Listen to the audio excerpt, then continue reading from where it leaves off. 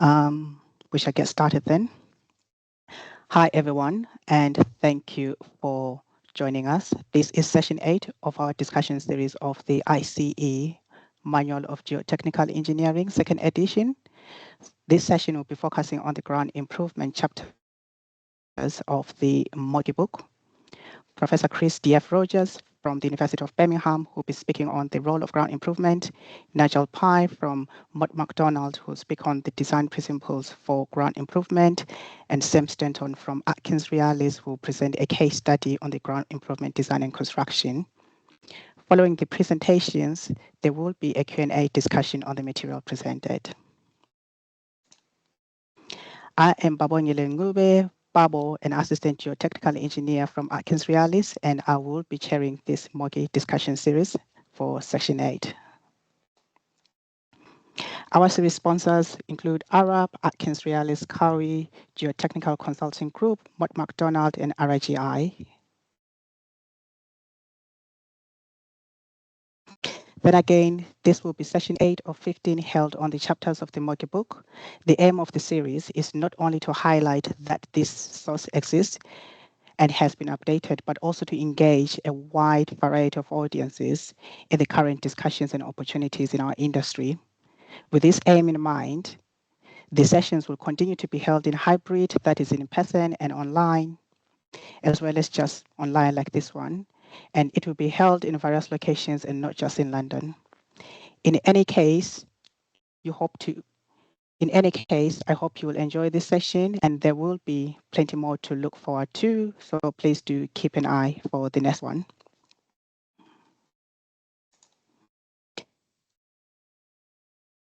And as I mentioned earlier, the audience participation is key. Hope you're all encouraged through the talk to submit any discussion questions for presenters using Slido.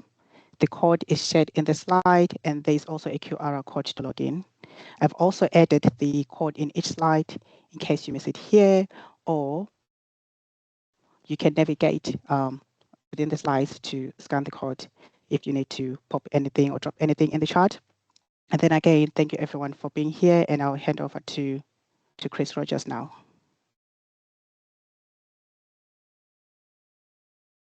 Over to you, Chris. Good.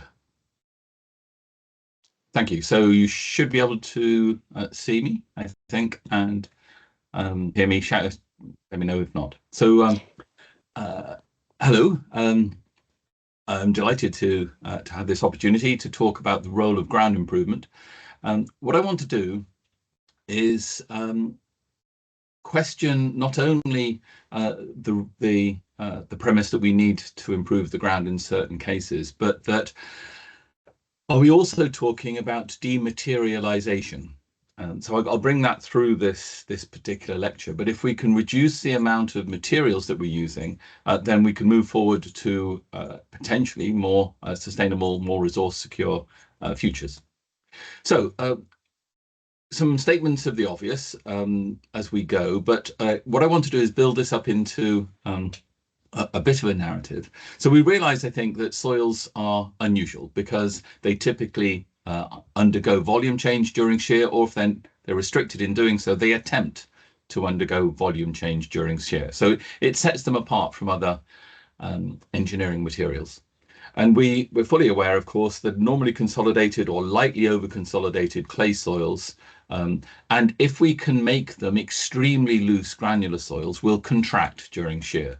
And of course, if we then look at the critical state axes of Q, P dashed, and V, then quite obviously, if we have a normally consolidated soil lying on the normal consolidation line and we shear it, it will reduce in volume very significantly until it moves to the critical state line. Okay, so known behavior, if you wish.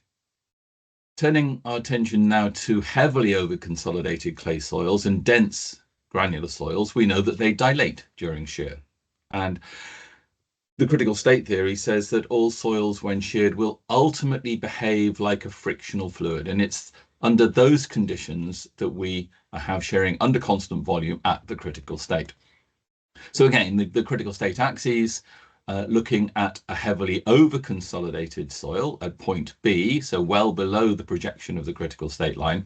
And if sheared, then it will initially slightly densify, but then rapidly dilate until a failure point when the stress path is vertical, and then it'll move to the critical state line, theoretically, if the material doesn't fall apart, to get to C. And of course, what that does is give a strength that is greater than the strength at the critical state. There is additional frictional resistance, if you wish.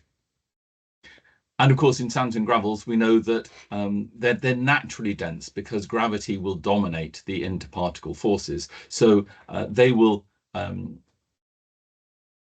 automatically be materials that will dilate during shear, if you wish. And of course, it's very easy to see if we do a sketch of it. So dense materials, in order to create a shear plane, particles will need to ride up over their adjacent particles, if you wish. And this is a diagram that comes from John Atkinson's book, and I think it's rather helpful. So what I've got here is phi dashed plotted against axial strain and volumetric strain plotted against axial strain. And all it's doing is showing that at failure, the value of phi dashed is greater than the value of phi dashed at the critical state. But of course, we can see precisely the same behavior in heavily over-consolidated clay soils, where the clay platelets are tightly packed, if you wish. And we know then, of course, that in clay soils, gravity has a negligible effect. It's the interparticle forces, hydrostatic pressures that dominate in clay soils. And if all soils are particulate frictional materials, as described by the critical state model, then there can't be anything called effective cohesion. And so I will argue that C dashed is equal to 0 in a normal soil, unless there happens to be a different feature. So these truisms, I think, set us on the way. The other point, of course, is that soils have a memory. The ground has a memory, and we play on that memory, of course, when we look to work with over-consolidated materials rather than normally consolidated materials and so on. Okay, so far so good, so far well known. The strength of the soil then is derived from two primary sources: its ability to do work against shearing forces, and its ability to do work against normal forces, or its dilatancy. So it's got frictional resistance, it's got dilatancy, and if all soils are particular frictional materials, this is where the strength derives. So the question then is, if we're looking at improving our soils, the first point is, how do we lower the pore water pressure in a soil? That is, from positive to negative or towards negative. So we're creating suctions within the material. And of course, if you create suctions within the material, it literally holds itself together, as you get in a sandcastle. And then the second question is, how do we increase the amount of work done against the normal force? That is, cause soil particles to become more densely packed and interlocked. And of course, in granular materials, that typically involves particle rearrangement rapidly. In saturated clays, it means water needs to be driven out in order for the particles to become denser. So the basis of soil improvement, ground improvement, is written there. And of course, what we can do is relate back to the mean normal effective stress and the specific volume. So we're looking to increase the mean normal effective stress and or reduce the specific volume as part of our ground improvement processes. So before we get on to look at the very specific elements of ground improvement, we do need to appreciate our workspace as being something that is largely unknown. Before we start, we are unusual engineers in as much as we don't create the materials. We have to deal with the natural materials. And so if we're looking at the subsurface, we have to study it before we engineer with it. So we need to interrogate it so that we understand it. We need to map it. We need to know its history and its current context. And if we have an appreciation of that, we can then start to understand how it's likely to behave under sets of stress conditions. But of course, once we know that, we then have to account for it when we carry out our designs. And we need to ensure that the ground can accommodate our designs. And I would argue that there are two primary approaches. We can either create structural solutions, or we can improve the ground so that there is no need for a structural solution, and we can use that material as our basis for design, our foundation, if you wish. Regardless of which way we do it, these should be seen as a system intervention.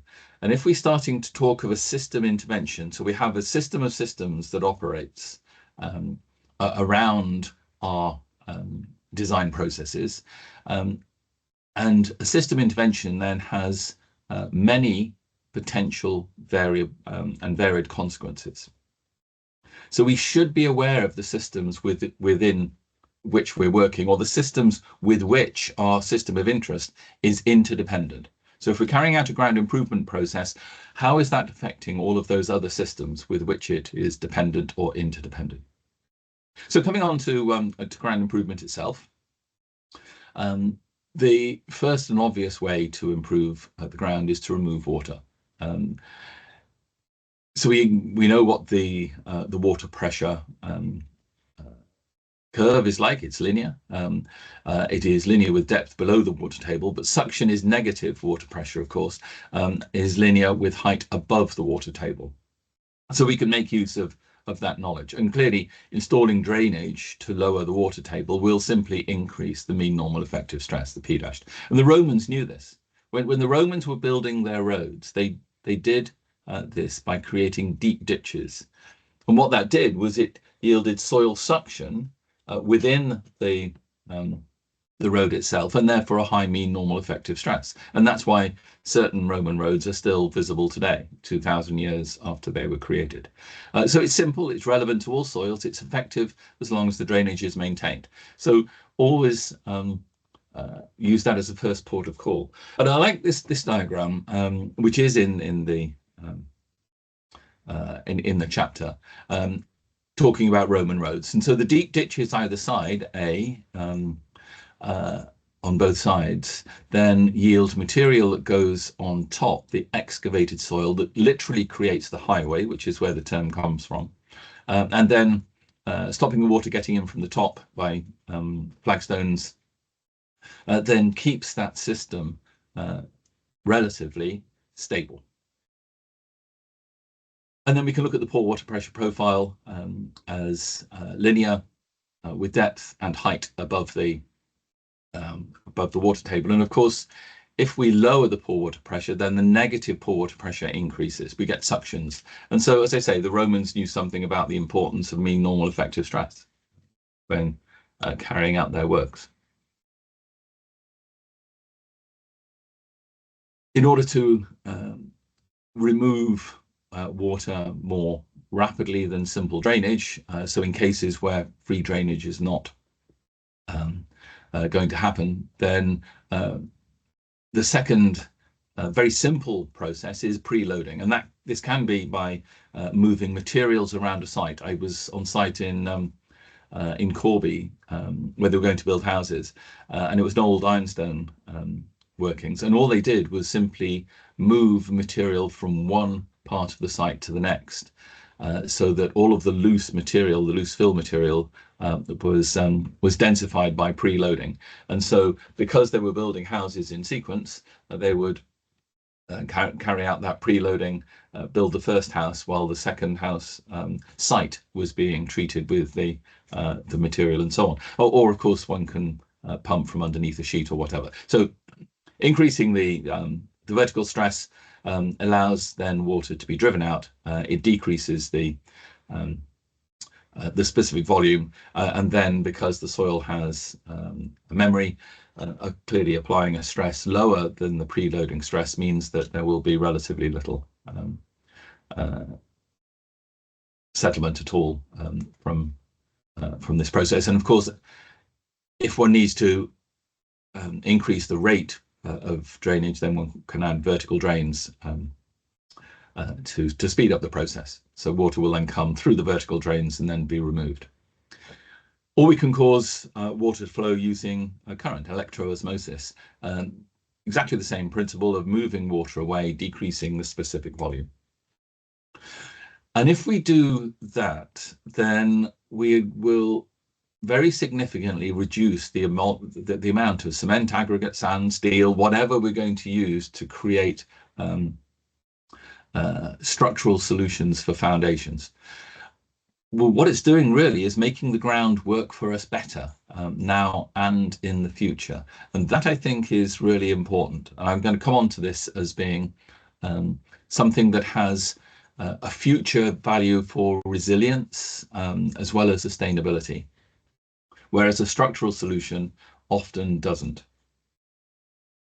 Okay, so let's take that one away. The second broad category, of course, is compaction.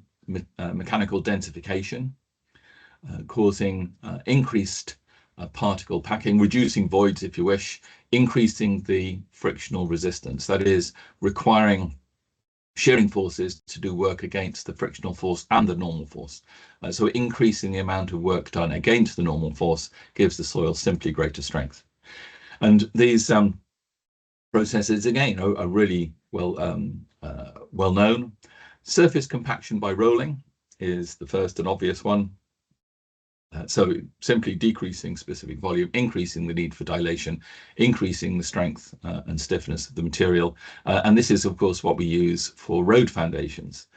So well-graded crushed rock placed as a road foundation with a bound layer above means that it's contained, and if it needs to shear, then it has to increase in volume, and because it's contained, it has considerable both strength and stiffness.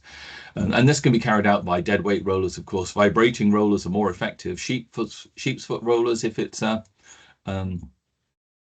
clay material, and no doubt you've all seen pictures of the old canals when they were being created, with sheep being driven up and down the canal, the clay, to compact it.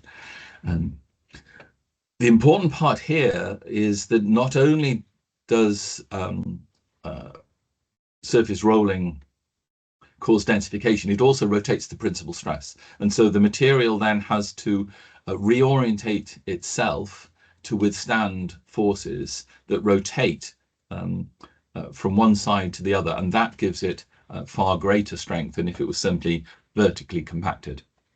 Because the soil, the ground, whatever, crushed rock has a memory. And then we can come to dynamic compaction, large stresses, often large weights drop from great heights, causing shock loading and deep compaction. Same principle of decreasing the specific volume, increasing the need for dilation.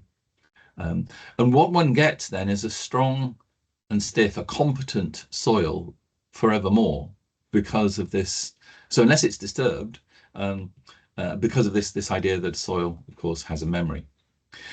Vibrocompaction is extremely effective. I've worked on sites. One particular site in Southport had loose sand, and you would sink down to your ankles in it when you first walked. And by the time we'd finished with vibrocompaction, you couldn't dig your heel in more than about 1 millimeter or 2.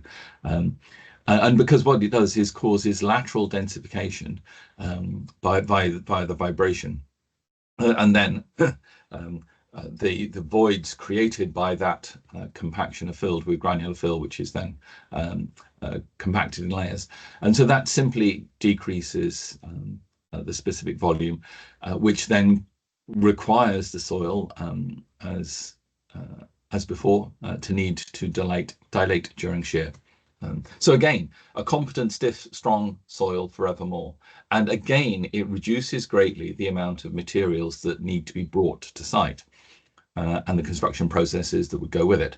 And so if we're now starting to do a carbon calculation or an energy calculation or a set of material calculations or looking at the circular economy or whatever, this plays into all of those agendas really rather well. So it's better for us now, but it's better in the future. And therefore, for a different geotechnical engineer some 50 years hence, who needs to use this site for whatever reason, then the ground is simply better, and no different type of structural foundation would be needed. And then we come on to the third category, which is cementation. I'm not going to dwell on this because you'll hear a little more about this in the following presentations. But this is all about creating a new material. This is when C-dashed becomes a reality. So C-dashed is for cementation and not for effective cohesion. But this, I would argue, is a treatment that is much more bespoke and potentially more empirical. So we can look at lime stabilization, cement stabilization, similar materials, these cemented materials. They're not the same material that you start with. So we often typically start with a fine-grained material, soft and weak, not competent, if you wish. And then we end up with something that is much more competent, but is not the same material. And I'll go on to show that quite graphically. But of course, by doing this process, it greatly reduces the amount of material imported to site to bring about an effective founding layer. Then there's this technique of quicklime piles in clay soils. I had a program of research that looked at this in some detail. And despite what is said in some parts of the literature, by putting quicklime into holes in the ground, it doesn't simply migrate through the ground and create a uniformly cemented new material. But it does decrease specific volume locally because quicklime will take in water very rapidly, very hydrophilic. So it reduces the poor water pressure very quickly indeed. And of course, that can bring about stability in slopes that are vulnerable. But also with time, it adds cementation because the lime then mixes with the clay and causes stabilization. And so there are several mechanisms that come together for those types of slope. Then we have lime, pressure injection. So this is a different way of adding lime into clay materials. So the argument being, of course, if the lime then comes into contact with the clay, it will react. So it adds cementation. Permeation grouting, different process, different material, of course, adds cementation. Compaction grouting causes densification and adds cementation. So we can see what's happening with this. In some cases, we're getting reduced specific volume, or we're getting greater densification to increase the frictional resistance, but that's all added to the cementation. So the question then is, cementation can solve specific problems now, but what is the legacy then for future subsurface engineering? If you treated the ground with cement, then how efficacious would it be for future specific needs for a geotechnical engineer? So I'll leave you with that one. And so here's some slides of trials we carried out on a London Underground embankment. The principle is broadly at the left-hand side, but just focus on the two photographs. So we were drilling holes in at an angle, and then we brought quicklime in these bags with a chute, and the quicklime went into the holes, and we then left them for a while to cure, and then we excavated some. And so there's one quicklime pile on the left-hand side, and you can see very distinctly what the pile looks like.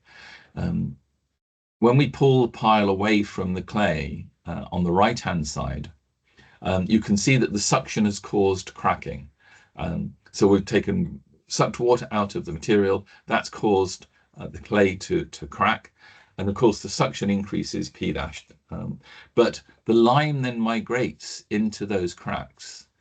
So not only does the lime meet the circumference of the pile itself, the clay at the circumference of the pile, and react, but it migrates into the cracks due to cementing. And so what we get is this star-shaped cementing of the of the ground. So we get strengthened material, if you wish. And here's classic lime stabilization, again, another program of research that I carried out a long time ago. And what you can see on the upper left picture is lime being spread on the ground and then mixed in into the relatively wet clay soil. And then you can see steam being given off, and steam, of course, because of the exothermic effect of mixing quicklime with water. So it's not lime blowing away, it's steam being given off.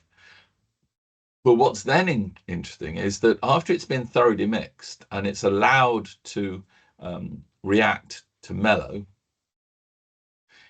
then we've got a different material. And in order to compact it, we then need to bring in water to add water to this material that we've just spent a lot of time and effort driving water out from, so that it brings it to an appropriate water content, so somewhere wet of optimum.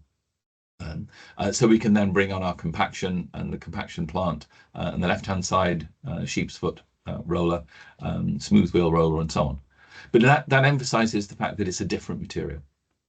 So just to finish then, to make you aware that we have now on campus, as part of the UCRIC, the UK Collaboratorium for Research on Infrastructure and Cities. UCRIC is a collaboration between the 15 most active research universities in the field of infrastructure and cities. And as part of the government investment, we created the National Buried Infrastructure Facility. So it's a £28 million facility where we can do experiments at or near full scale for small diameter tunnels, if you wish, very large diameter pipes. In a pit, and our pit is 25 meters long, 10 meters wide, and 5 meters deep. And it even has a facility for simulating ground displacements below, so tunneling below, if you wish. So we have this facility in which we can then carry out work on ground improvement techniques. So we can then simulate certain ground improvement techniques and then carry out testing under controlled conditions. So just to conclude then, the ground is complex, uncertain, and obviously we use the observational approach. This is standard geotechnical engineering practice. I would call the ground an ecosystem service provider, and it provides a number of ecosystem services, some of which is provisioning of material or groundwater or whatever. If you think of strength and stiffness as a service, then what we should do is engineer to enhance what it has to offer. So we should engineer for today's purposes, but protect it for future generations, so that future generations can use it for their own purposes. And we should very much work with the ground to enhance its ecosystem service provision rather than work in spite of it. We should always keep these controlling parameters of specific volume and mean normal effective stress in mind, and remember, of course, that the soil has a memory. When we're faced with this idea of providing structural solutions or ground improvement, I would argue that you should think about what the structural solutions are going to give you, and are they bespoke, and therefore in the future are they, and if the foundations are not needed for that purpose for which they're being created, are they less than effective or ineffective? Whereas ground improvement would not necessarily be so. We should treat any engineering activity as a system intervention, because what that will do is reveal all the consequences if we carry out systems thinking, systems mapping, and so on, identifying the interdependencies. And demineralization then plays into many agendas. So I would talk about sustainability and circularity and resource security. I talk about resilience. All of these things come together, I think, in ground improvement. And so I would argue that what we have is a responsibility to harness what the planet provides effectively. And looking at the whole systems thing, where we have this little book of theory of change that we've created out of the UCRIC stable to understand how a system intervention can be carried out rigorously and effectively. And this is an image of the UCRIC partners, the 15 UCRIC partners. And somewhere within that is the National Buried Infrastructure Facility and the work that I do. And that's all I wanted to say. Thank you.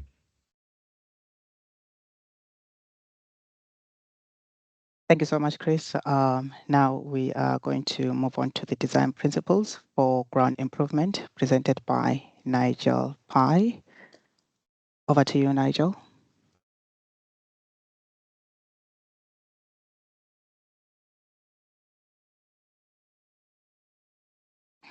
Sorry, you're currently on mute. Hi, good evening all. Yes. I'm Nigel Pye. I'm a technical director within the ground engineering team of McDonald, and I'm one of the contributing authors to Chapter 59, Design Principles for Ground Improvement. And this section of tonight's presentation will walk through some of the key elements of Chapter 59, Design and Construction Considerations for Ground Improvement, and illustrate its application with some brief case studies.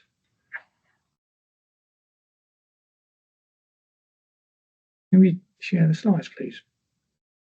Yeah, lost the slides there. Okay.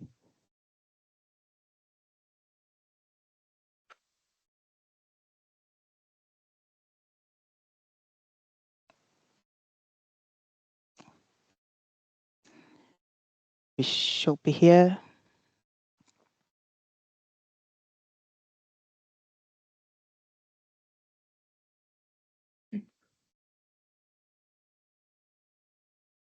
Okay, so in contrast to Chris's presentation, this will focus more on deep ground improvement, where Chris was more the near surface treatment of soils.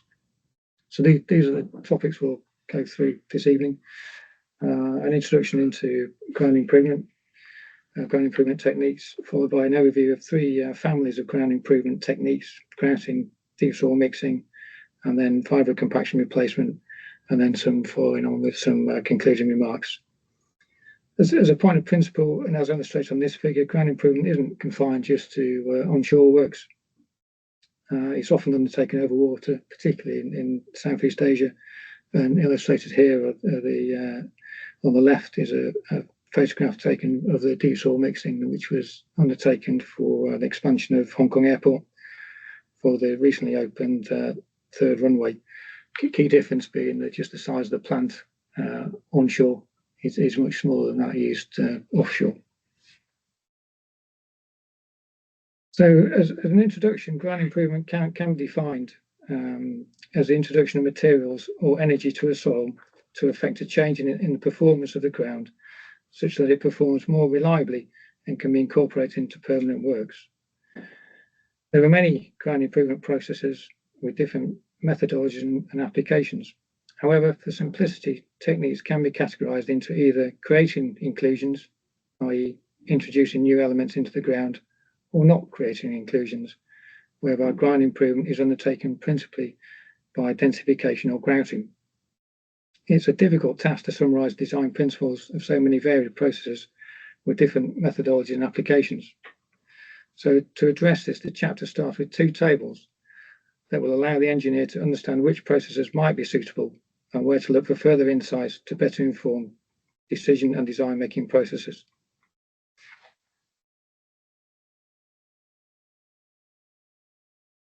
Table 59.1 lists the ground improvement techniques by creating inclusions, along with depth capabilities and suitable ground. Some techniques, notably steel wood columns or concrete columns, are addressed in other chapters of the manual, whilst granular columns, demixing and jet grouting are addressed entirely in chapter 59. Of a particular note in relation to creating inclusions, there is a link with the ground conditions, and some ground isn't always suitable for particular ground improvement techniques.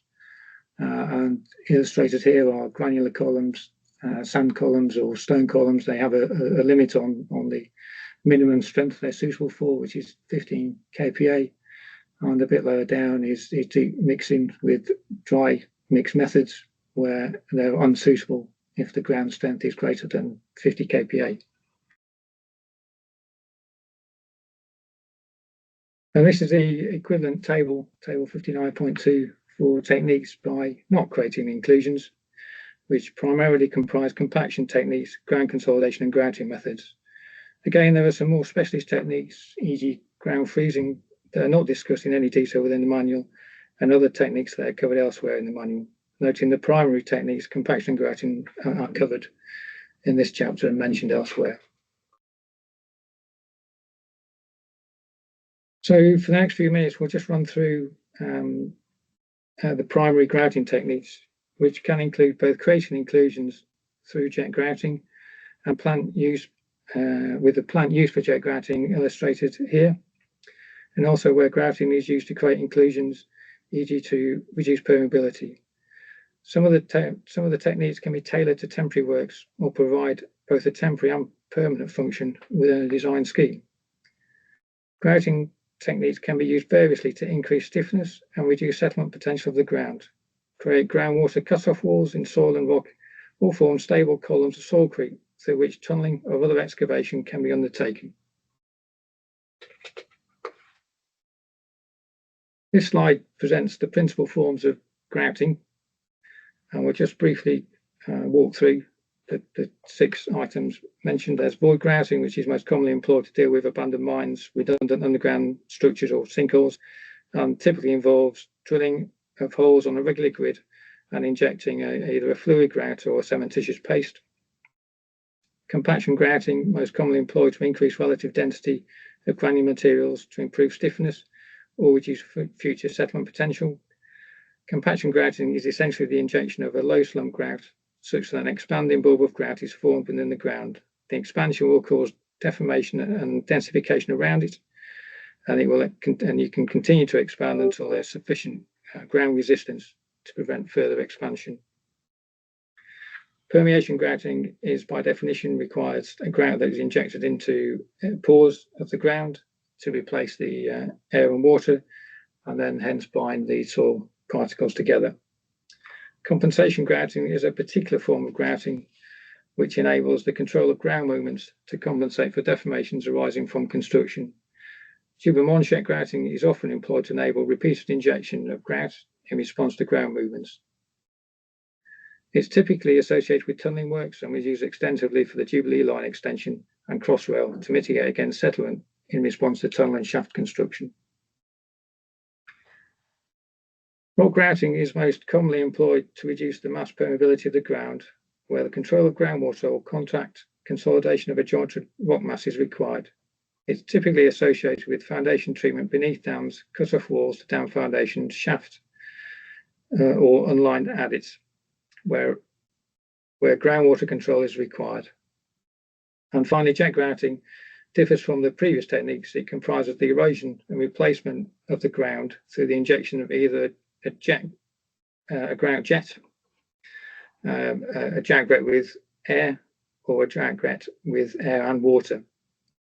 Jet grouting is commonly used to form columns of in-situ material mixed with the grout, and it can be used to create impermeable barriers or for the underpinning of existing foundations, or as illustrated in the chapter, used for temporary works to form a stable medium through which tunnelling can be underdone for the Victoria Station upgrade. And on the right of the slide, a selection of the most common types of grouts. There's aside from identifying the most appropriate type of grouting, there's a decision to be made on the most appropriate grout, and they can range in their ability or their fluid potential and their ability to flow in different types of ground.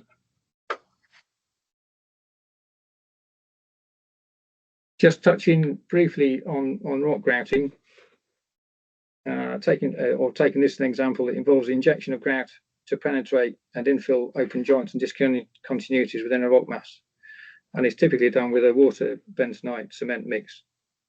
And it can be used for a variety of applications, although it's primarily used for the control of groundwater, as already stated in terms of dam foundations.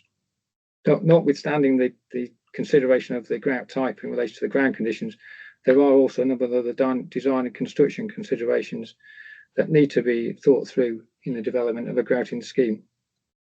Foremost is an understanding of the ground conditions, the discontinuity, spacing, width, infill material, orientation and spatial distribution of joints and discontinuities. As far as reasonably practical, the orientation of the grout hole should be oblique to the jointing. And for a dam foundation cut-off wall, then the depth of treatment would typically be done through some hydrogeological modelling and seepage analysis. And then the number of grout curtains would typically not be less than 2, although that would need to be considered in light of the ground variability and the potential consequence of leakage.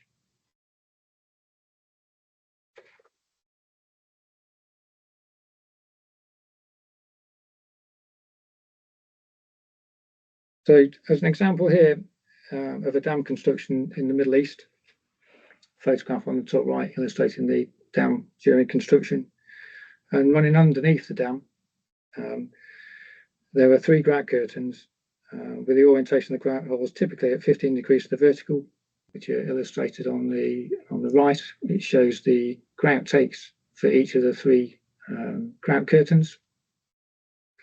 In this instance, there was multi-stage grouting undertaken predominantly through tube and manchettes, which allow for grouting in weak ground prone to collapse during drilling, and also allows for repeated grouting through the same at the same elevation. In this instance, the grouting followed the GIN principles, or the grouting intensity number. And the GIN grouting is a particular technique where a single grout mix is adopted throughout the grouting, and then you grout to a pressure volume curve. And what we find is typically for the primary holes, which is on the primary holes, the grout volumes are high, but the completion pressures are quite low. But as we move through the primary, secondary, tertiary to quaternary holes, the grouting is controlled more by pressure reaching the GIN curve rather than volume.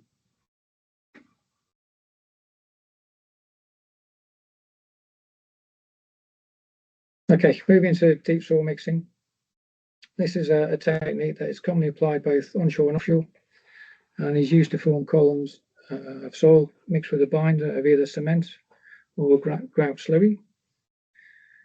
The photograph here illustrates the use of dry soil mixing to stabilise a peat bog on a row on which a railway embankment was constructed some 100 years ago, and has been suffering ongoing creep settlement since construction. So the soil mixing was then implemented on the side slopes and at the toe of the embankment to buttress the embankment and mitigate against further settlement. There are 2 generic types of deep mixing. There's dry soil mixing, and then there's wet soil mixing. And the principal differences between the 2 techniques are illustrated on this slide. Dry soil mixing, given its name, consists of injecting a cement binder while mechanically disaggregating the soils, whereas wet soil mixing consists of injecting a fluid binder whilst again mechanically disaggregating the soils. Dry soil mixing is typically used in very soft clays, silts and peats, whereas wet soil mixing can be used in more heterogeneous and stiffer soils.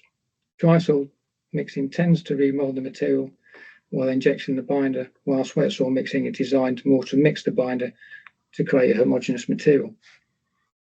One particular design consideration is the undertaking of pre-construction laboratory and field trials, particularly with respect to refining the binder content.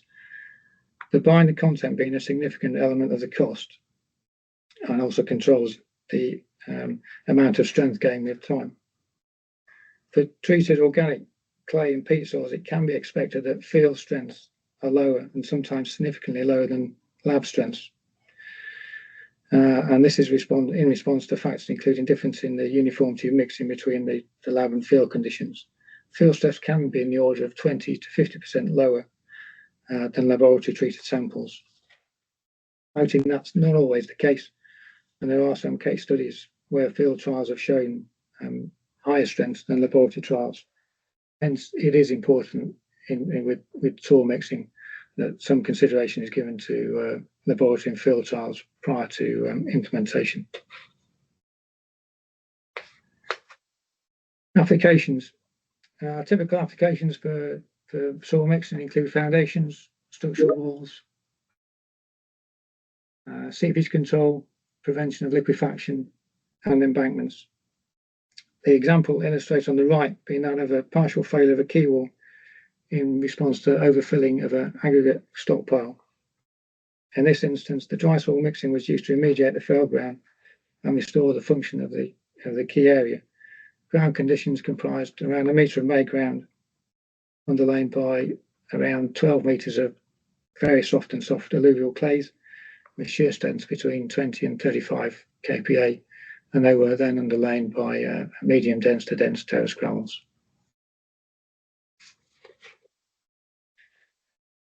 In this slide, there's an illustration of the top left is an illustration of the equipment used to form the DSM columns. Over 3,000 DSM columns with a diameter of normally 800 mil were installed.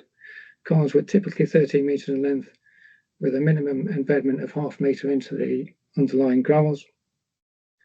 A wall-type column layout was adopted, with the walls running perpendicular to the alignment of the quay walls, with columns spaced at 100 mil, normally 100 mil centres with a 100 mil interlock. And adjacent walls were between 2.3 and 2.8 metres apart. And in this instance, a binder content of 150 kgs per metre cube was injected during the soil mixing process. On the bottom left is a figure which compiles published literature in terms of the strength gain of the soil grit material with time. And it shows that you can get some quite significant strength gain up to an age of 28 days, and depending on the binder and the material, it can extend beyond 28 days. And then on the right shows the testing that was undertaken to demonstrate conformance with the works, with the specification. The blue line down the left represents the in situ strength of the ground prior to the improvement. And then the red line shows the average measured strength from cone penetration tests undertaken through the DSM columns up to 28 days after construction. So it demonstrates that you can get quite significant improvement going from 25 kPa. In this instance, the design target was 150, but we actually achieved on average 450, 500 kPa. Okay. And finally, the final family of techniques.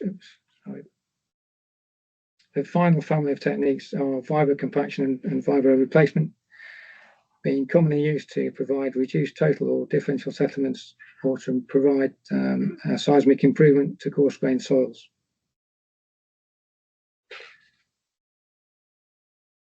There are 4 main techniques with this family of techniques. Vibro replacement, or stone columns, are used in fine-grained soils, creating columns of compacted stone that will transmit loads to resist shear. A poker is driven into the ground, and on reaching depth, the stone is introduced either at the top of the hole or at the bottom of the poker. Stone is then compacted as the poker is withdrawn, and thereby improves the ground. In general, the stone column should only be considered suitable for clays or silts that are insensitive, and where the remoulded underrange strength is greater than 15 kPa. At strengths less than 15 kPa, you can get bulging of the columns and then long-term settlements. Vibro compaction is similar to vibro replacement, excepting that the technique it's a technique that is designed for granular materials and results in densification of the ground. Poker operates by hydraulically rotating the eccentric weight within the poker, and it sends out a horizontal vibration through the ground, which causes densification. The vibration causes the soil grains to be rearranged, resulting in more dense packing and hence improvement in soil density. Water jetting can also be used in association with a poker to assist penetration and flush out some of the finer material. Rapid impact compaction is a different technique again. This typically employs a weight 5 to 12 ton, which is dropped repeatedly to a height of around 1.2 meters onto a large 1.5 meter diameter compaction foot. Whilst the energy is quite low, the equipment permits a large number of impacts within a short period of time, and typically that's around 40 blows per minute. And finally, deep dynamic compaction, which utilises a weight typically in the range of 6 to 20 tons being dropped from heights up to 20 meters, and that's used predominantly for sands and hydraulic fills. Okay, so we just look briefly at a case study here, which is a port in the UK where there was an extension of the quaywall to form a finger berth, and the quaywall itself was a combi wall of tubulars steel piles with infill sheet piles, and the reclamation was hydraulic fill excavated not too far from the site, and then placed hydraulically behind the wall. So illustrated here is the process for the ground improvement. On board, the rig measures a variety of parameters and has a control system in order to assess the degree of improvement of the ground and to evaluate when it's appropriate to stop and move to the next position. The operator can either stop on the basis of a number of blows, or they can stop on the basis of an average induced settlement in response to the preceding 3 blows, or it could stop on the basis of a total settlement. In this instance here, there was uniformity of the fill material, so the contractor just stopped on the basis of an average of the last 3 tamps. And then bottom left, one concern with the implementation of ground improvement was the impact on the quaywall and whether the compaction would induce adverse deformation to the quaywall.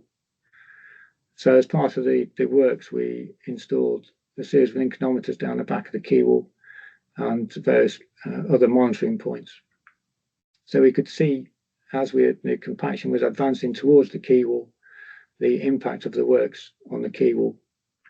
And in total, the ground improvement resulted in a deformation of in around about horizontal deformation around 30 to 40 mil, which was well within the predicted values. And then on the right, the figure shows the degree of improvement of the ground. The light grey line representing the CPT-QC prior to implementation of the ground improvement, the dashed line the performance requirement, and then the solid black line on the right is illustrates the actual improvement following the ground improvement, and it illustrates we got quite a significant increase in density, which extended to a depth of 7 or 8 meters below ground level. So finally, we just come to a few concluding remarks. But it's also pertinent to talk a little bit about the environment in which we can do ground improvement. Some of the examples I've shown really have been done in greenfield sites with no existing or very little existing infrastructure. This is an example of the design of the jet grout columns undertaken for the construction of Victoria Station Underground. And it shows how we were able to feed the jet grout columns in around existing infrastructure, and also the quality controls that we had in place to collect as-built data on the position to check for any gaps between adjacent columns, and then install additional jet grout columns where there were gaps to ensure that we had a watertight seal before we were excavating through water-bearing terrace gravels.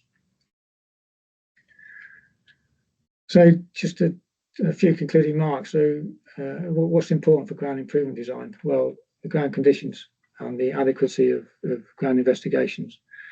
We need to understand the materials we're dealing with and their behaviour in response to the ground treatment, both physical behaviour and also chemical reactions which can occur in the ground. Laboratory and site trials, replicating field behaviour in the lab isn't easy, but it's appropriate in terms of optimising the design of the ground improvement and identifying the most appropriate techniques, but also for assisting in refining construction parameters. Performance, when specifying ground improvement, we might want certain things in terms of improvement in strength or stiffness, but we have to make, when we're specifying ground treatment or verification of ground treatment, we have to specify measurable performance.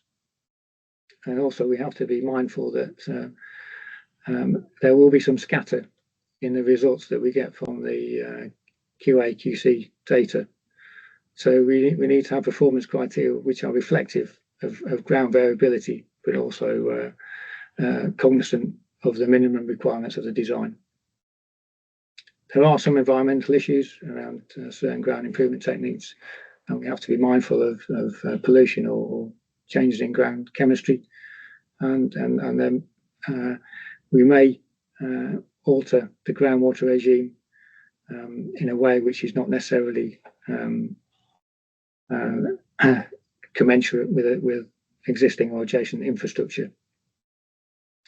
And finally, also, as the figure illustrated in the previous slide, ground improvement can impact existing third-party infrastructure. There can be obstructions in the ground, and it can result in ground vibration. And in selecting the most appropriate ground improvement technique and designing, we have to be cognizant of the environment in which the works are being implemented. And thank you.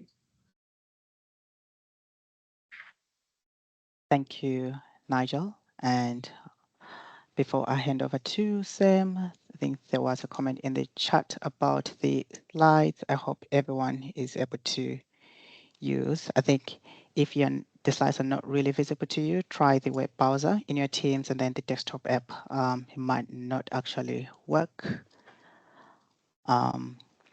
Yes, over to you, Sam.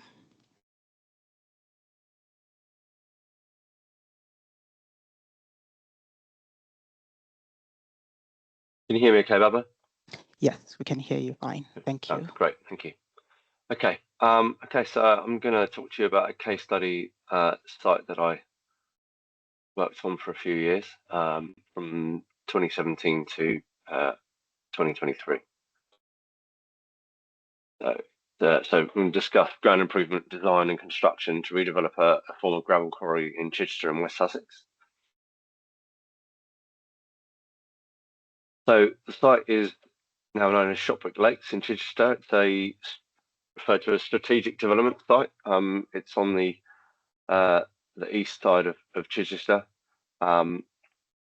It's a former gravel quarry that was active from the 1910s. The first historical map was, I think, 1912 through to the 1990s. It also had some concrete processing on the northern edge and some inert recycling over on the western fringe of the site. Chichester is, I would describe, as peppered with gravel quarries, former gravel quarries on the east of the city and around to the southeast, towards the south. There's multiple what would look to be lakes now that are former gravel extraction sites. Shopwick Lakes is approximately 90 acres, 365,000 square meters. The site here, as you can see, I think this image dates back to the late 90s. The pale brown areas are gravel pits that have been infilled with tailings, so sand and silt tailings. You've also then got 4 lakes on the site, so a central lake, Lake 1, Lake 2 and 3, and then Lake 4 out to the northeast. The geology of the site, superficial geology, comprises marine and valley gravels. Yeah, this is a local superficial geology, very high aggregate content, which is why the area has been quarried so intensively over the last 100 years. And this is underlain by alluvial fan deposits, and then the bedrock geology at this part of the site is the London clay.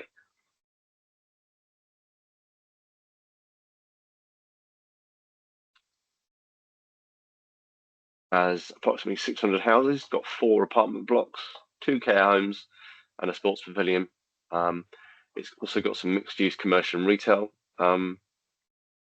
use as well. It's got a multi-use sports pitch, which you can see out to the western side of the site.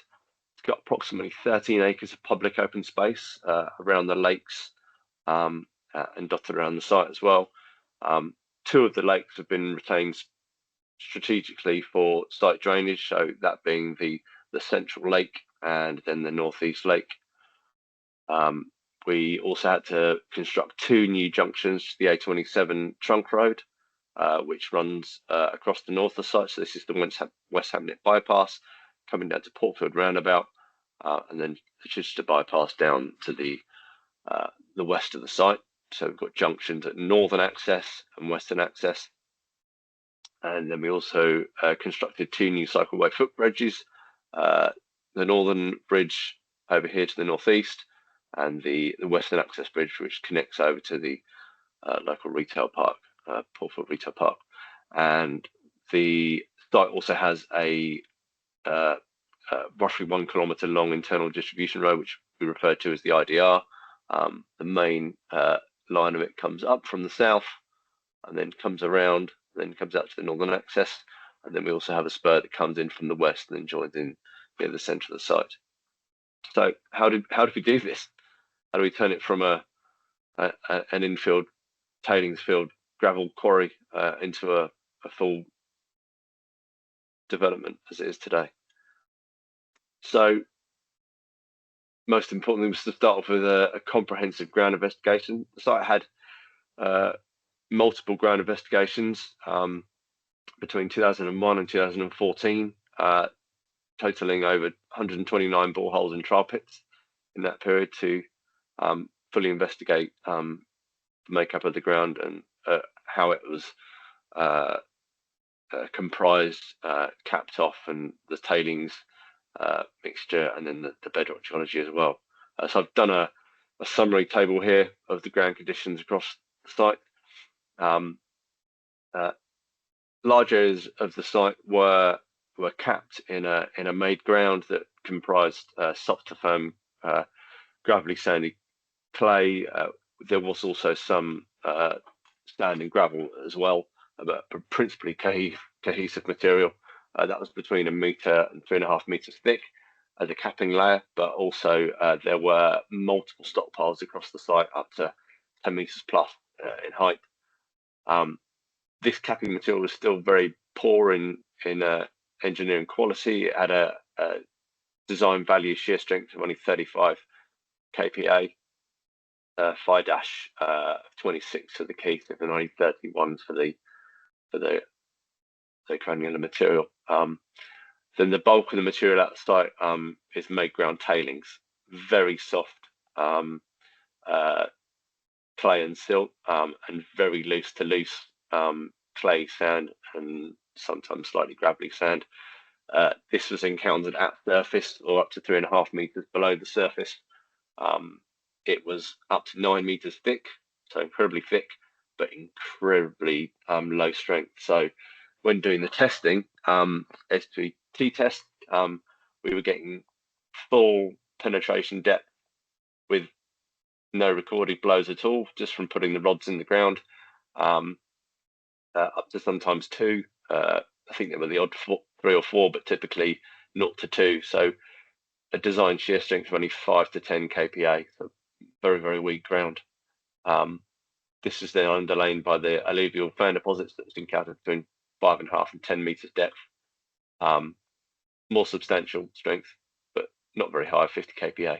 And then the bedrock geology of the London Clay Formation, nice stiff clay, had a good high increase in strength in the top 3 metres of the clay. So we've got a very steep design line of 70 kPa plus 40.7 per metre in the top 3 metres on the clay.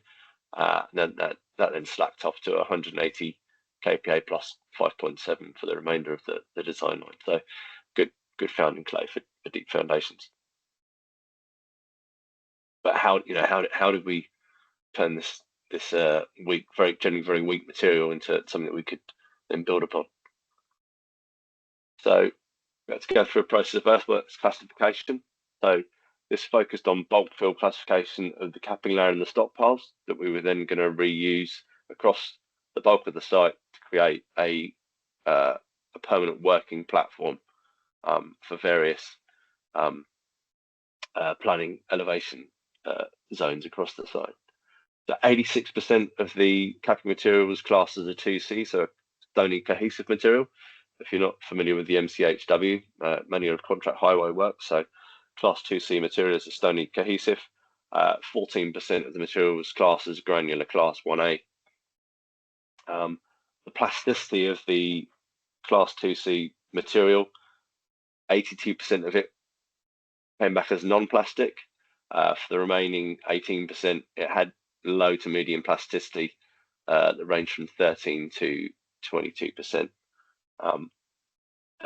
As an untreated fill material, the testing we went through, we had an optimum moisture content that ranged from 12 to 18% and maximum dry densities that ranged from 1.6 to 1.87. We also then ran compaction and lab trials with various mixtures of lime and lime cement additive that range from 0.5% to 2% in the fill. For those trials, we had an optimal moisture content that ranged from 10 to 18% and a maximum dry density that ranged from 1.69 to 1.92.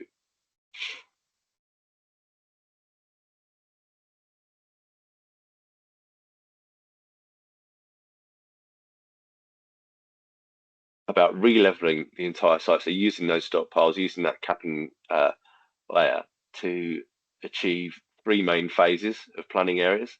The totals around 250,000 meters squared, and those planning levels range from 15.5 meters to 17 meters above ordnance datum. That is the design level for the actual working platform that then allowed for another 0.5 meter of subsoil and topsoil for building up ground around properties and roads, etc. We infilled lakes 2 and 3. So if you remember back to the first 2 images, there were some smaller lakes to the west and south of the central lake. So we infilled those. The lime cement stabilized platform had a minimum target California bearing ratio, CBR, of 5%. That was the design minimum. So that equates to approximately 115 kPa as a correlation. The target was 10 to 20%. And then we also were to create a cement stabilized subgrade for the internal distribution road, and that had a target CBR exceeding 30%. We had to do a frequency of in situ California bearing ratio and nuclear density meter tests every 1,000 meters squared. This was backed up by laboratory moisture content value and unsoaked CBRs at 7 and 28 days to assess the impact of the stabilization as well. That was also on a 1,000 meters squared frequency across the developing areas of the site. We also then undertook ground movement monitoring, settlement pins across the site on a grid basis of approximately 100 meters squared for the developing areas. We then had to factor in settlement of the ground as we move material around and surcharge different parts of the site as well. So we had an average coefficient of consolidation for settlement of 36.1 meters squared per year, with a time to 90% consolidation of 0.8 years. So we then had a settlement rate threshold of 5 millimeters per month and a total maximum settlement of 125 millimeters. So that was all part of the design criteria for creating these working platforms across the site. So how do we go about doing it? Ground improvement is and can be pretty mucky, particularly for this kind of site where you've got very, very soft, wet conditions, particularly if you get any rainfall.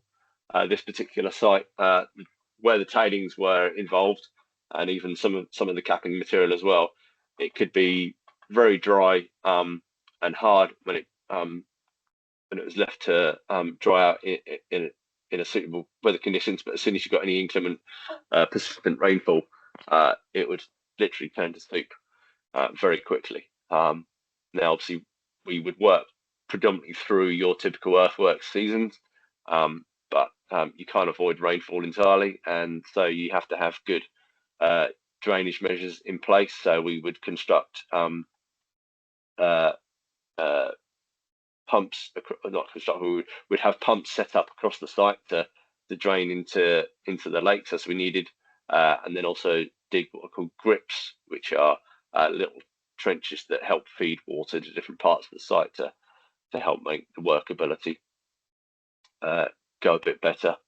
So in terms of the plant that we used, we had a range of 35 to 45 ton 360 excavators for excavation and loading of plant.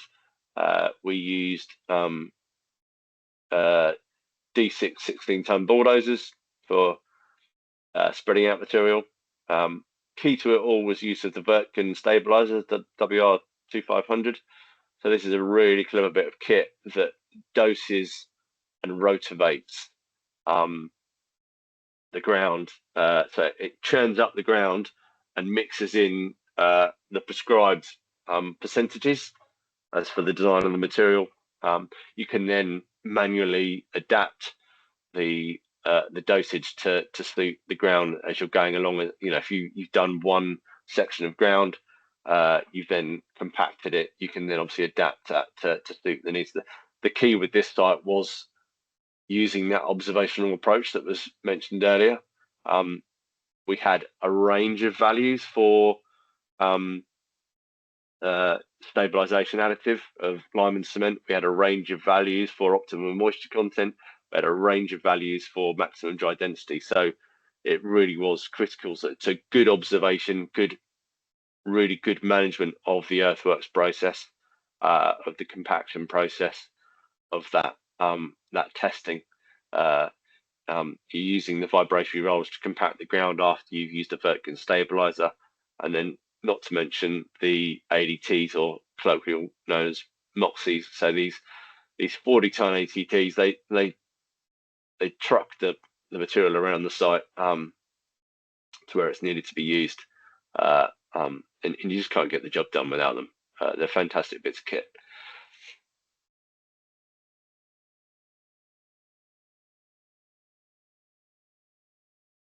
Was completed in 2015.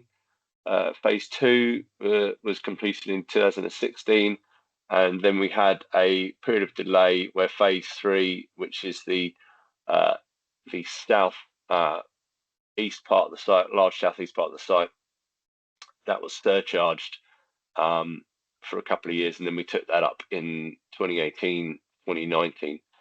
Lakes 2 and 3 were infilled with Site 1 concrete that was crushed up, and then that was end tipped and pushed out using the excavators and the dozers.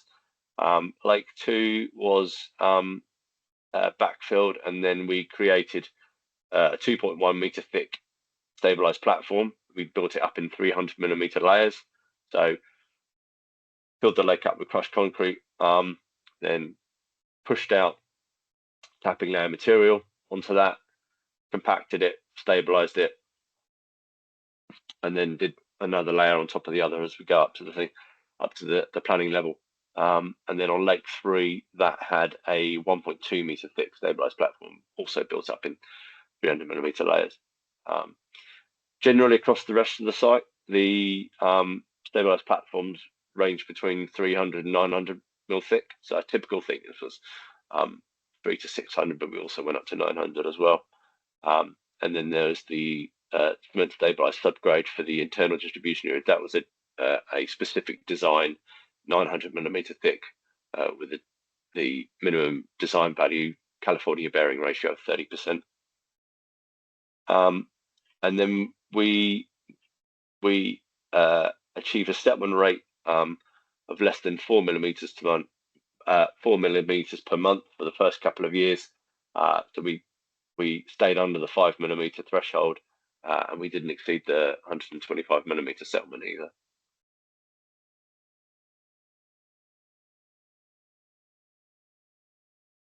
The ground improvement process, we went through it. So we did, as I mentioned, lots of in situ and also lab testing as well. So we did 385 nuclear density meter tests across the site, and lots of CBR testing as well. So CBR testing ranged from Clegg hammers, plate load tests, and also using handheld Mexicone probes as well. So we had a good range of correlation tests to correlate to the California bearing ratio, minimum design value of 5% across the site. So these 385 NDM values, they range from 1.83 to 2.18 with an average of 2.04. So we slightly exceeded the design criteria for the density values. And all of these tests were part of the verification that was required for the NHBC Land Quality Endorsement Certificate. So the LQE certificate is an essential part of the approval for these types of brownfield sites where ground improvement is needed to develop the site. Then we've got the ground movement monitoring. So, going back to this image, this is a relatively large area. So the monitoring pins covered roughly 3/4 of the site. So there's over 1,000 pins. Phase 3. So phase 3 is this area here to the southeast of the site. The majority of that part of the site was surcharged after phase 1 and 2 were completed in 2016. So that was surcharged for 2 years. Overall, we achieved a settlement rate in 2015 to 2017 of less than 4mm per month, and then from 2017 in that year we had less than 1.5mm per month. As mentioned before, our maximum total settlement was less than 125 mil. Ground movement effectively ceased in 2017 across the site, including where it was surcharged, and this was a key component in the verification that was required for the NHBC to approve its Land Quality Endorsement Certificate.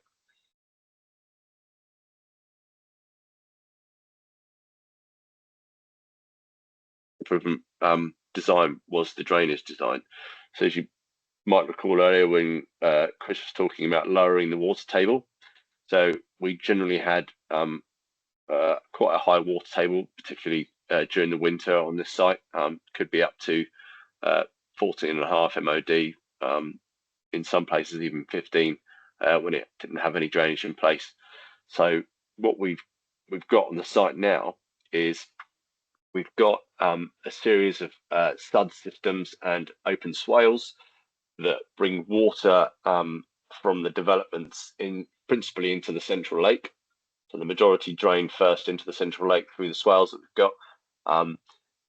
Although you wouldn't be able to see them on this image, there's a variety of swales across the site. What you might be able to see below this blue dashed line, there are 2 long, relatively deep open swales.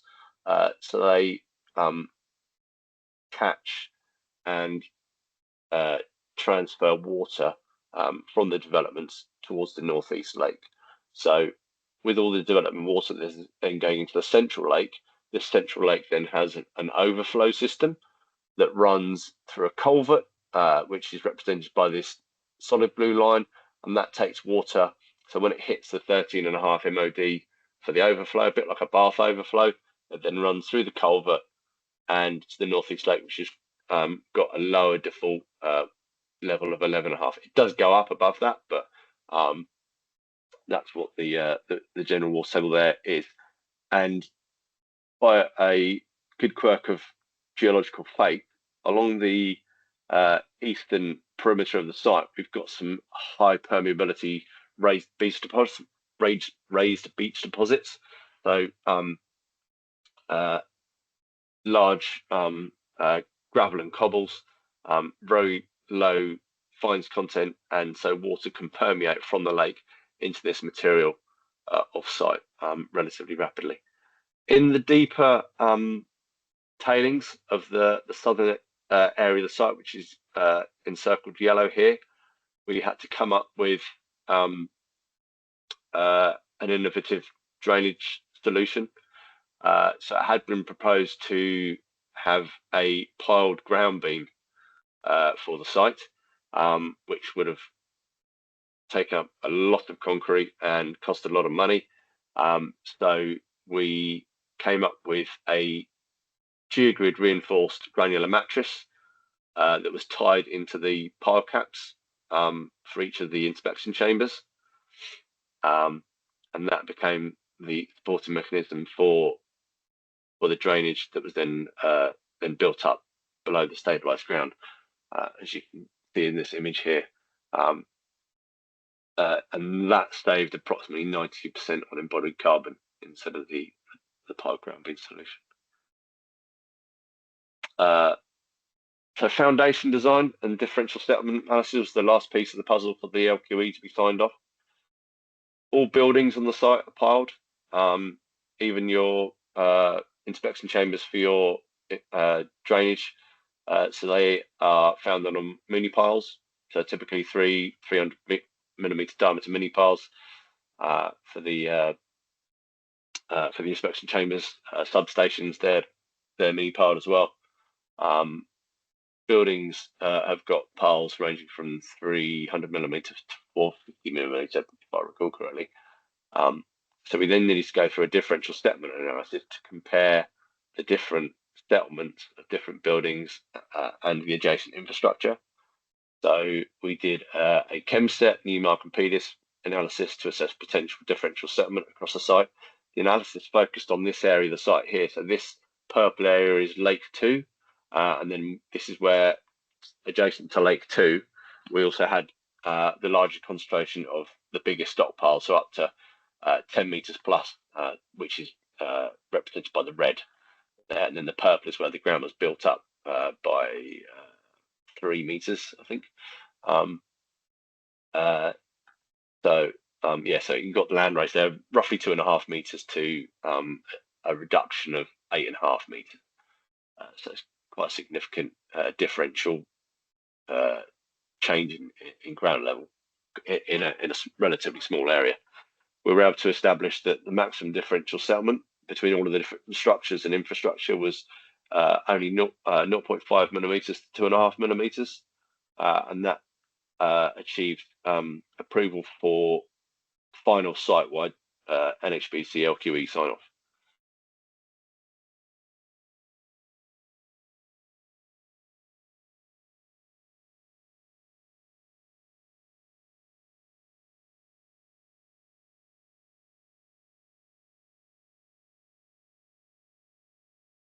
Okay, thank you. Thank you, Sam. We shall then move on to our discussion.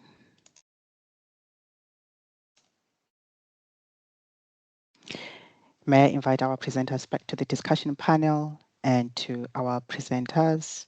The purpose of this session is for the audience to leverage your experience to contextualize the material presented and the readings from the MOGE book. With that, I have a few questions I would like to pose to you, and then followed by reading some of the questions from Slido, which have been dropped by our attendees. And also to our audience, please feel free to drop any questions you might have at Slido using the code that I've dropped in the chat. If you prefer, you can raise your hand or drop it in the chat. I'll done that. So I'll start with Chris. If we were to treat engineering as a system intervention by understanding our workspace, in which Nigel alluded to, which were ground conditions, the use of lab and trials, understanding and measuring performance, and understanding the environmental issues, and also being aware of the existing infrastructure. And this was seen in the same case study as well, with ground investigations and characterization done in both the lab and in situ. So the question is, with this system intervention, what would or has been the role of digital technology, such as numerical modeling, instrumentation, artificial intelligence in a modern ground investigation, in modern ground improvement, design and monitoring? Oh, wow, golly, that was a rather long and involved question. Everything that we do is quite clearly site specific, and that's one of the things that sets civil engineers apart. And therefore, we create mental models of the ground, and we then apply those mental models, and we then need to advance while learning and use the learning that we gain to inform how we advance. And of course, what I'm doing is talking about the observational approach. So if we want to understand how effective a technique is going to be, then there would be, however we wish to create that mental model, whether it is simply in our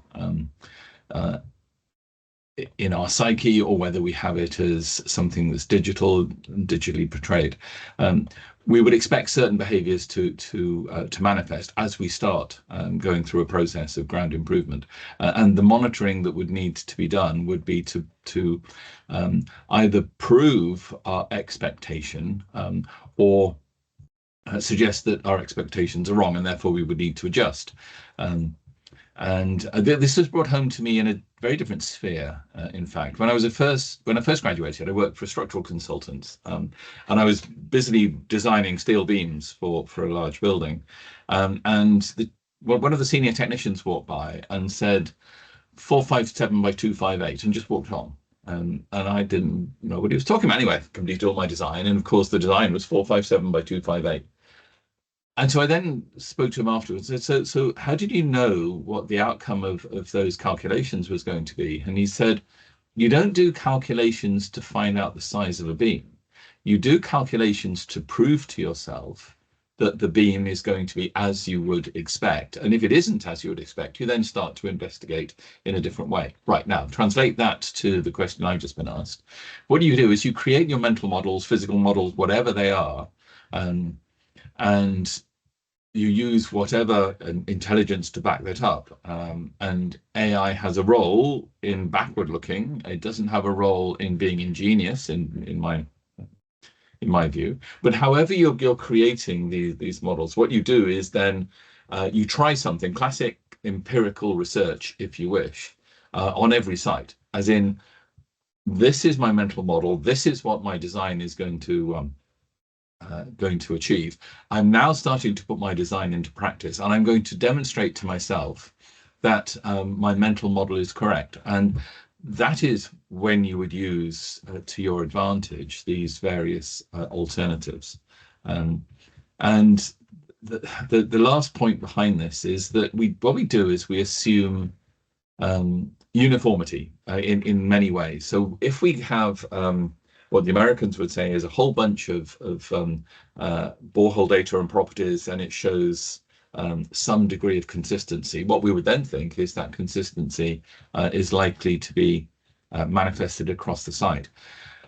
So a number of the cases that I've been brought into, and it's because of expert witness work, I was brought onto a site where they were doing lime stabilization. I was asked to do an investigation as to why part of the site then had settled under traffic loading, whereas all the rest of it was fine. And the assumption was made that the material was uniform throughout. But what had been missed is the very old maps. And if you went to the very old maps, what I found was a hedge line that went through this site. And that hedge line had caused the material to differ. And if you didn't happen to pick that up, either using trial pits or borehole investigations or whatever, then you would just treat the whole site and assume it was fine. So that assumption of uniformity, and of course that plays out. There was a classic case, was it the Toyota site, where there were boreholes all the way around the site, all showing uniform ground strata, except for where the runway was of an old airfield. And they didn't do any investigation through the runway because the runway was being used. And then when they came onto the site, what they found is that the runway, in fact, lay over a buried valley. And of course, if you think about it, then if you're taking off and landing, what you want is a uniform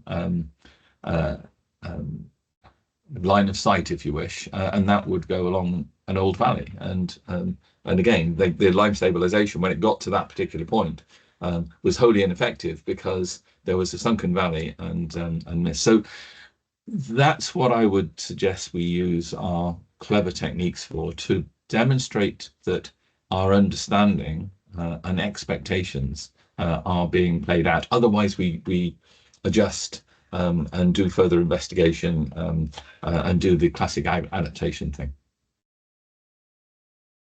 Okay, thank you. Thank you, Chris. Talking about understanding the ground and the techniques, to Nigel, you mentioned that some grounds are not suited for ground improvement techniques, and then you went on to detail where these techniques are applicable. You also went on to give a case study where ground improvement has been used. But then with that, what would you say are some of the most common mistakes or misconceptions you see when ground improvement is considered on projects? Yeah, good question. So I think what's important is identifying how the ground is going to behave and matching the appropriate technique to it with respect to how we want the whatever structure that sits on top of it to perform. So issues that I've seen is commonly that the ground conditions haven't been, as Chris stated, haven't been adequately characterised in order to allow the designer to make a better informed assessment of what the most appropriate technique would be. And then you can marry that with the construction of the ground improvement and not necessarily understanding the construction process and how that may have effects on the ground, which could be detrimental to the long-term performance. So mistakes are made when two things happen, really.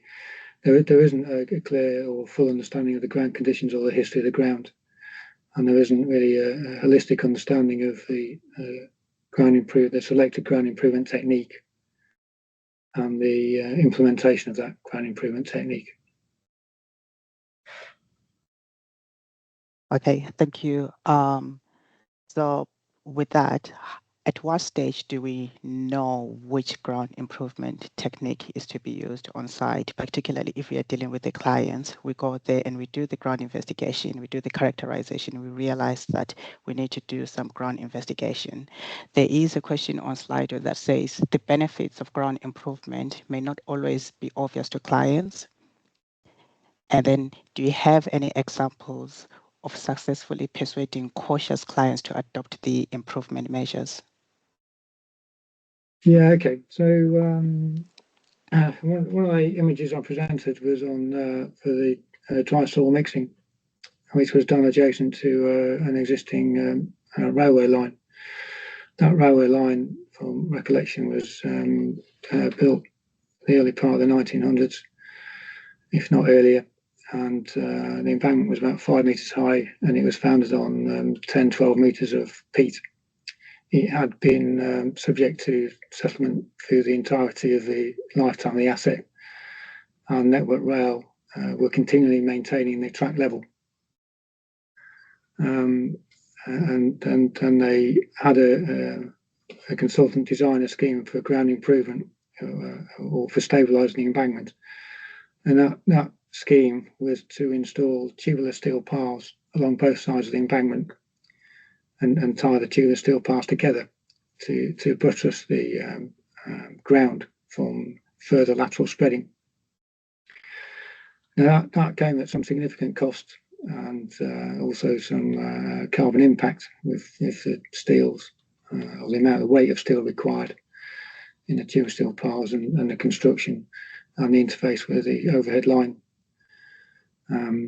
Our approach was to do, as illustrated in the photograph, was to do deep soil mixing at the toe of the embankment, and it was the first time soil mixing had been used on a live railway embankment. But we had a process of walking the client through the stages in order to get to a design that would work and that would meet their performance criteria and reduce their long-term asset maintenance liabilities. And there was some initial design done. There was then some demonstration of the suitability of the technique through laboratory trials. We then went into the field and did some field trials of the dry soil mixing to demonstrate that it could be successful, and also to look at the impact of the construction process on the stability of the embankments and movement of the embankments. And once we got to the end of the lab and field trials, we then were given permission to proceed with the detailed design and construction. And that saved the client at the time about £6-7 million. So they were well inherently cautious, but I think if you but also like a saving. So if you can illustrate the benefits and demonstrate that techniques are safe and can be innovatively used, then I don't think we should kind of fear rejection from clients in proposing something novel. Thank you. So I think it's more about having a presentation to the client and trying to convince them that the benefits that outweigh the cost of not doing the ground improvement. Another question to Sam is that one of the challenges during the ground improvement works was managing the seasonal changes, particularly avoiding rainfall entirely in your case study, and then mitigating its impact was introducing the drainage systems. Aside from managing seasonal changes and rainfall, were there any unexpected challenges you encountered during the ground improvement works? And with hindsight, how do you think those could have been better anticipated or addressed?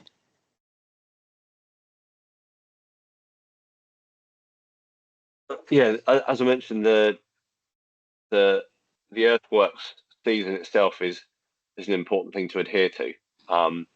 However, we must also acknowledge that client programs and construction programs don't always want to stick to our earthwork season, so you can spill over sometimes. The use of those pumps across the site, the use of the grips to drain water across the site are critical, so you can complete the works. I mean, inclement weather in itself, beyond a certain amount, can be considered an unplanned for event, which did actually happen during the phase 3. We had a significant period of rainfall in the phase 3 work, where I had to call a stop to the earthworks, and then we started it up again the following year, because the site became so wet at surface. It it was not possible to mitigate it through surface drainage and pumping alone, and it also impacted the ability to do the stabilisation effectively as well. It would mean having to work so far beyond optimum moisture content that it wouldn't be viable. So we had to stop doing that. In terms of encountering anything that we hadn't expected, there was a relatively small but quite a significant area of ground. I can't remember the exact area, but moving towards the northeast lake, we had a zone of deep silt tailings that hadn't been mapped and hadn't been picked up in the investigations for one reason or another. I mean, just despite hundreds of boreholes and trial pits being done across the site, this area had been missed. I think this area had actually, if I recall correctly, had actually been a wooded area, and so that had impacted where this had been developed. But relatively young trees that might have been less than 50 years old were still planted on an area that had been developed that wasn't properly mapped, and so we had some issues moving plant across that area of ground because it hadn't been foreseen as an area that we needed to stabilise straight away. So we had some bogging in of the ADTs getting across there because it had been part of a haul route. So we had to go through a process of stabilising that area of the site, which hadn't been planned for.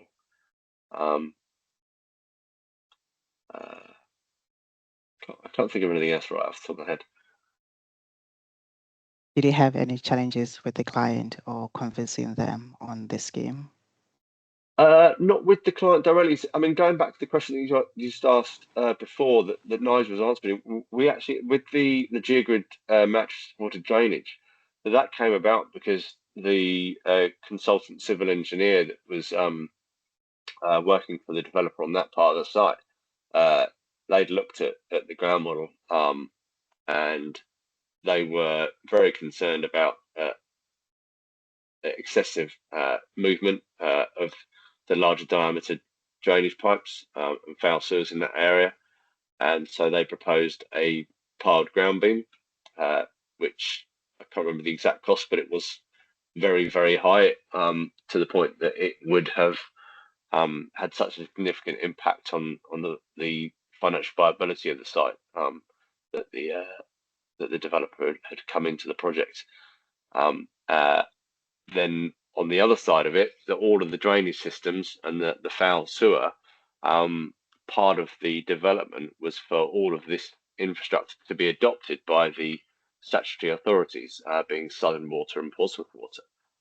So they were happy for a piled ground beam to be constructed because that, very, very safe, secure formation for all of the infrastructure to be founded upon.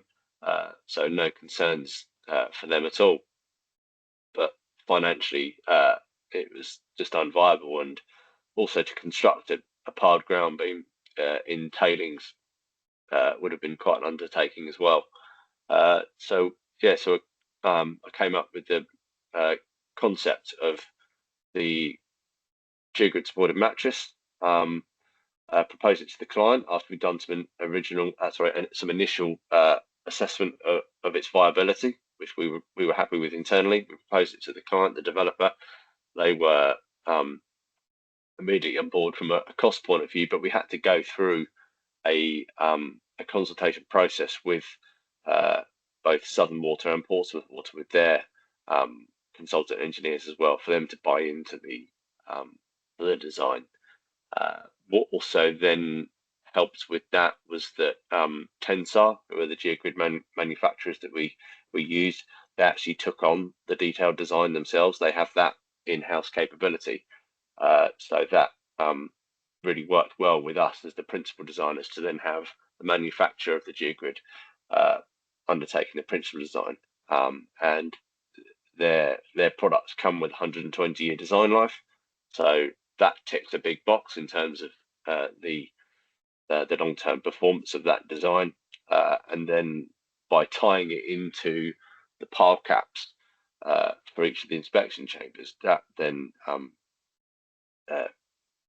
sort of ticked all the boxes about, well, how do we secure this this geogrid supported drainage around the site. So yeah, that was quite a long process of consultation to get final approval from mainly the statutory bodies, the water authorities. Relatively quick with the developer, but more with the water authorities, I'd say. Okay, thank you.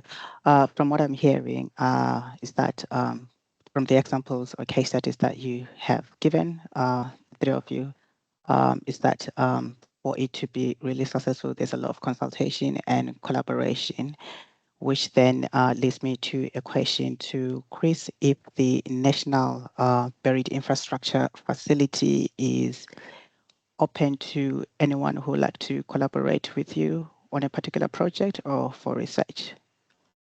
Yes, absolutely. So UCRIC is very much an open collaboration. I mean, we are centered around 15 universities. Originally, there were 13 universities, but we've now extended that. And in fact, very recently, we've welcomed new members in. So it really must be considered to be an open collaboration. We essentially work with all comers. So, and the clue is in the name. It's the UK Collaboratorium for Research on Infrastructure in Cities, and that is because, as you pointed out, collaboration is the key to doing the whole systems thing appropriately, and obviously to best effect. So yes, we're very much open for business, and obviously there is a cost in running the facility, but it is there for everyone to use, and so we welcome you coming and talking to us, looking around it. We put visits on frequently. My colleagues sometimes grumble because we have so many visits a week. So yeah, very happy to show everyone around.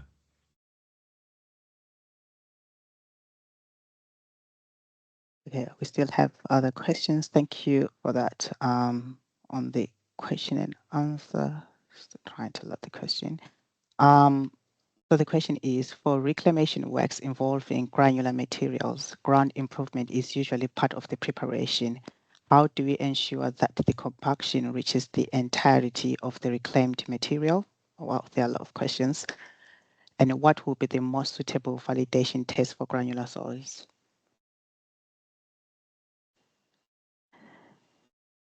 Okay, I'll pick that one up. So how do we ensure the compaction reaches the entirety of the reclaimed material? Well, we need to select the right technique in order to do that. So different forms of ground improvement have different depths of influence. If we start with kind of heavy compaction plants, then that might only influence even the heavy compaction plant 3, maybe 4 meters. So if you have 50 meters to treat, that would be unsuitable. The rapid impact compaction can treat 8 to 10 meters. But if you have a particularly thick layer of material that you need to treat, then you'd have to adopt a vibro compaction approach with a poker to improve the ground. So again, that's marrying the performance requirements with the appropriate ground improvement technique. And how do we test ground materials subject to ground improvement? Well, the most or the best approach would be typically would be to do CPTs and measure the cone resistance prior to the ground improvement, and then measure it again after the ground improvement. And then the second question was, how do we ensure that settlement doesn't become an issue, particularly creep? Will more ground improvement help? It's not necessarily an issue in the ports environment. More isn't necessarily best.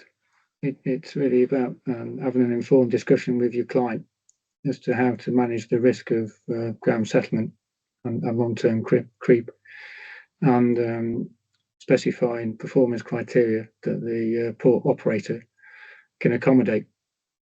That might mean that things like crane rail beams have to be on piles, but if it permits some settlement of the reclamation fill between the crane rails, then that can be a more cost-effective and sustainable solution than trying to do more ground improvement to reduce creep. And then the last one was, is there a way to quantify these creep settlements in these cases?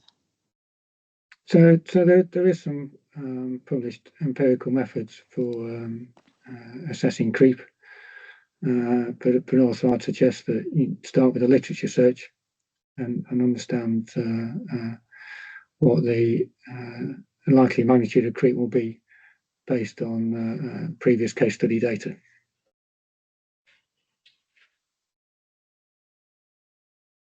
Okay, thank you. If there are no other questions, we shall close the discussion. And thank you to our presenters, or speakers, Chris, Nigel, and Sam, for this session 8, ground improvement. And this session will be uploaded to the BGA Early Career Group YouTube channel. If you'd like to watch the recording, it will be available shortly.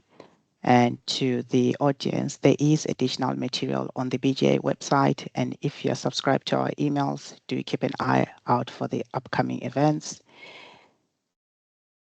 If there is no other further business, this session will be closed. And thank you all, and have a lovely evening. Thank you so much. Thank you, Chris. Thank you, Nigel and Sam. Okay, thanks. Bye. Bye.